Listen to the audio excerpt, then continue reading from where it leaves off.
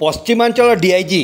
ब्रिजेश राय गत धनतेरस दिन राजगांगपुर थाना परिदर्शन में आसी राजगांगपुर जनसाधारण विभिन्न समस्या आईन श्रृंखला परिस्थिति संबंध में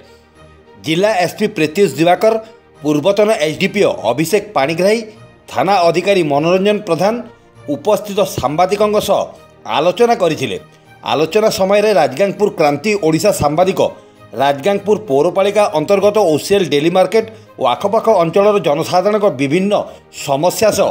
ट्राफिक असामाजिक लोकों दौरत्मा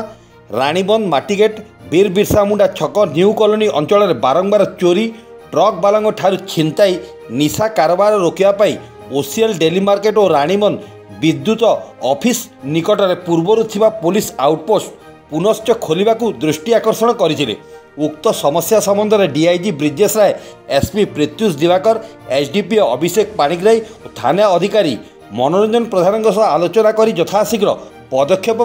प्रतिश्रुति देवा परे किछि दिन पूर्व थाना अधिकारी मनोरंजन प्रधान तत्वावधान में OCL dairy market police outpost आरे पूजा अर्चना कर पुनश्च शुभोद्घाटन कर स्थानीय जनसाधारण पुलिस प्रशासन को अशेष अशेष धन्यवाद अर्पण करथिले। सुंदरगढ़ जिला राजगांगपुर देवव्रत मित्र रिपोर्ट क्रांति ओडिशा।